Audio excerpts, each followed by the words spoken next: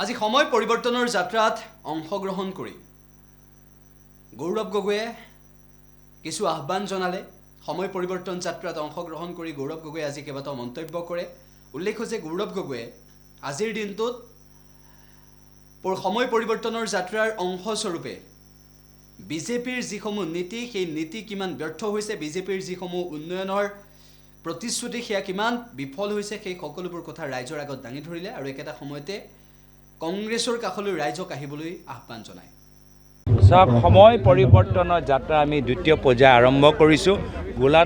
গোলাঘাটৰ পৰা আৰম্ভ কৰিছোঁ। এতিয়া দেখিছে যে প্ৰথমে আমি ৰাষ্ট্ৰীয় ঘাইপথ যোগেদি আমি সময় পৰিৱৰ্তন যাত্ৰা আমি আগুৱাই লৈ গৈছোঁ, কিন্তু এইবাৰ দ্বিতীয় পৰ্যায় আমি একদম গাঁৱৰ ভিতৰত আলিয়ে গালিয়ে আমি সোমাই সৰু সৰু চুবুৰীত, সৰু সৰু আমাৰ বজাৰ অঞ্চলত আমি স্থানীয় ৰাইজৰ আৰু ওচৰত কাষ চাপিবলৈ আমি এটা যত্ন লৈছোঁ।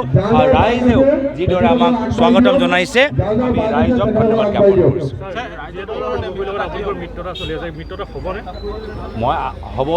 মই যোৱাকালিও মই সম্ভাৱনা প্ৰকাশ কৰিছোঁ, আজিও মই সম্ভাৱনা প্ৰকাশ কৰিছোঁ। মই যোৱাকালিও সম্ভাৱনা প্ৰকাশ কৰিছোঁ, আজিও সম্ভাৱনা প্ৰকাশ কৰিছোঁ। দয়াং ৰাইজে ভূমি পট্টা পোৱা নাই, কিন্তু বিগত 15 বছৰ আমি দেখিলোঁ প্ৰয়াত মুখ্যমন্ত্ৰী তৰুণ শাসন কৰিলে আৰু এতিয়া বিজেপি চৰকাৰ হ'ল, কিন্তু দয়াং ৰাইজে ভূমি পট্টা নাপায়। এই সন্দৰ্ভত কি ক'ব ছাৰ? দয়াং ৰাইজে ভূমি পট্টা পোৱা নাই আৰু দিছপুৰত থকা এটা বিশেষ পৰিয়ালে 12,000 বিঘাৰ মাটি মালিক কেনেকৈ হৈ গ'ল, ইয়াৰ তদন্ত হ'ব লাগে। এই বসুন্ধৰা 1, 2, 3 পিছত আমি দেখিছোঁ যে সময় পৰিৱৰ্তন যাত্ৰাৰ যোগেদি যে বিজেপি কৰা মানুহবোৰ আজি তেওঁলোকৰ শ শ বিঘাৰ মাটিৰ মালিক তেওঁলোকে হৈ গৈছে আৰু দুখীয়া ৰাইজবোৰ হোৱা নাই। আমাৰ যেতিয়া চৰকাৰ আহিব, এই বিজেপি কৰা ধনী ধনী মুখ্যমন্ত্ৰী মন্ত্ৰীৰ পৰা মাটি কাঢ়ি আনি আমি দুখীয়া মানুহৰ মাজত বিতৰণ কৰিম।